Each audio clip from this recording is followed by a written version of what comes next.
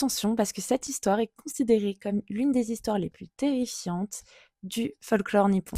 On est donc dans la partie 2 où je vous la raconte en détail. C'est l'histoire de Gozu. Cette légende aurait fait son grand retour quand un malheureux instituteur aurait retrouvé des bouts de fragments de l'histoire qui restent encore inexpliqués. Un jour, il emmène ses élèves en voyage scolaire, en bus, et comme la route était longue, il s'est dit je vais leur raconter une histoire. Il pensait qu'en racontant cette histoire, les élèves qui étaient un peu dissipés allaient se calmer instantanément. Bon, spoiler alert, ce fut un peu le cas, oui.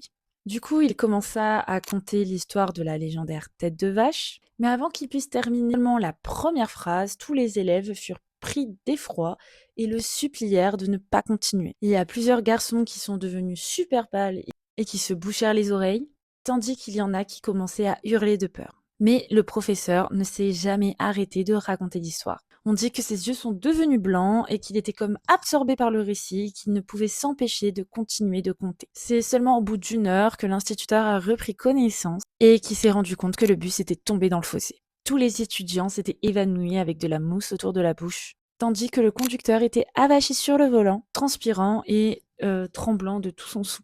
On ne sait pas ce qui s'est passé ensuite, mais personne ne se souvenait de l'histoire, pas même le professeur. On dit que beaucoup auraient carrément perdu une partie de leur mémoire. Si vous voulez que je vous lise un petit résumé de l'histoire, ça se passera en partie 3.